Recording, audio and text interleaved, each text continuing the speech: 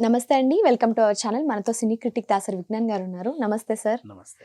ముంబైలోని Gaiety Galaxy థియేటర్‌లో 'పుష్ప 2' అంటే జరుగుతూ ఉంటే స్క్రీన్ ఆగిపోయిందట. అసలు అక్కడ ఏదో దగ్గులు, వాంతులు, జనాలు చాలా బీభత్సం అయిపోయిందంటే ఏం జరిగిందసలు? అది యాక్చువల్‌గా నేను కూడా పెప్పర్ స్ప్రే అనుకున్నా. ఓకే. పొద్దున ఈ వార్త చదివి ఆల్రెడీ 2, 3 ఛానల్స్ తిరిగినప్పుడు వాళ్ళు ఇదే అడిగితే పెప్పర్ స్ప్రే అనుకున్నా.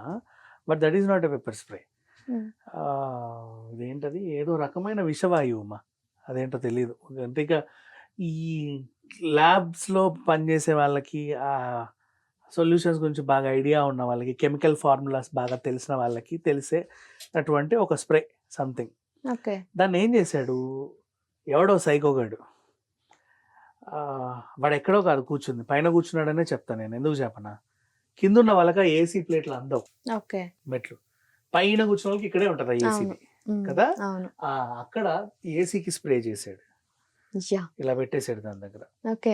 కనీసం ఒక వాడెంతసేపు పెట్టాడో తెలియదు కానీ కాసేపట్లో థియేటర్ మొత్తంలో అందరు సినిమా ఇట్లాగే చూస్తున్నారు. కాసేపు దగ్గుతున్నారు, తుమ్ముతున్నారు. ఒకరిద్దరు దగ్గారంటే అని అనుకోవచ్చు. అందరు దగ్గుతున్నారు, అందరు తుమ్ముతున్నారు. అదేంటిది సఫోకేట్ అవుతున్నారు, కళ్ళు మండుతున్నాయి. ఏదో జరిగింది అని భయం వేసింది అందరికీ. చాలా భయం వేసి గందరగోళం చేయగానే లైట్లు ఆన్ అయ్యాయి. సినిమాని కాసేపు ఆపేశారు. పావుగంట సేపు ఫ్యాన్లు వేసి మొత్తం తలుపులన్నీ తెరిచి ఏదో చేశారు. అయినా ఏం జరిగిందో ఎవరికి తెలియదు. ఇందులో ఏదో విషవాయువు కలిసింది అన్నట్టుగా ఒక వార్త. ఎవడో సైకోగాడు చేసిన పని అది బేసికల్లీ. మరి వాడికి ఏం పుట్టిందో రోగం తెలీదు. ఇట్లాంటి విషవాయువులు అంటే ఈవెన్ పెప్పర్ స్ప్రే అనుకున్నా కూడా అప్పుడే కళ్ళు ఆపరేషన్ చేసుకొని వచ్చేవాడు కూడా సినిమా చూడడానికి వస్తాడు, కళ్ళు పోతాయి. ఆస్తమా పేషెంట్లు ఉంటే చిన్నపిల్లలు ఉంటే చిన్నపిల్లలకు కూడా డేంజర్. వాళ్ళకి డేంజర్. ఆస్తమా పేషెంట్లు ఉంటే ఏం చేస్తారు అక్కడ స్పాట్. ప్రెగ్నెంట్ లేడీస్ ఉంటారు, అవి పీలిస్తే ఏమవుతాయో తెలియదు. అంటే కొంతమందిని సెట్ ఆఫ్ ఆడియన్స్ని ఇబ్బంది పెట్టడానికి ఒకడు వచ్చాడు. వాడు ఎవడు అనేది ఇంకా తెలియలా. అయితే ఎవడైతే మాస్క్ వేసుకున్నాడో వాళ్ళని ఫోకస్ చేస్తే సీసీటీవీలో తెలుస్తుంది. వాడే పెట్టాడు కాబట్టి వాడు మాస్క్ వేసుకుంటాడు కదా. కెమెరాస్ ఉంటే దొరకచ్చు, కెమెరాస్ ఉంటే హ్యాపీగా దొరకచ్చు. అండ్ లోపలికి బయటికి వెళ్ళే దగ్గర అయితే ఉంటాయిగా, తెలియాలి. ఎవడైతే ముక్కుకు గుడ్డ కట్టుకొని వస్తాడో వాడే. సో ఇక నుంచి తెలుసు కదా. థియేటర్కి వెళ్తే మాస్కులు కూడా తీసుకెళ్ళడం మంచిది. థియేటర్కే కాదమ్మా, ఆడిటోరియంస్ అని ఎక్కడ పబ్లిక్ గ్యాదరింగ్ ఉంది, సెంట్రల్ ఏసీ ఉంది. ఈవెన్ మాల్ కూడా అవ్వచ్చు. మాల్లో కూడా ఎవడో పై ఫ్లోర్కి వెళ్ళి ఆ సెంటర్ ఏసీ దగ్గర ఏమైనా అడ్డమైన స్ప్రేలు కొట్టి వాడు వెళ్ళిపోతే కాసేపటికి వాళ్ళందరూ అస్వస్థకు గురవుతారు కదా.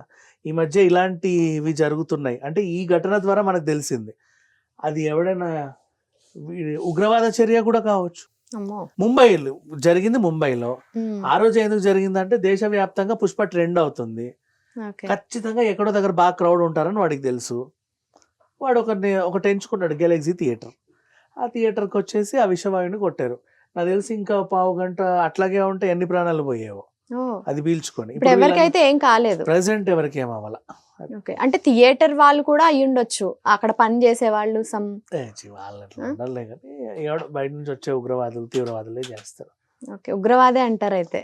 మరి ముంబైలో జరిగితే ఉగ్రవాదే కదా, మరి ఎక్కడి నుంచో రావాలి వాడు ఖచ్చితంగా. అందుకు అన్నాను నేను.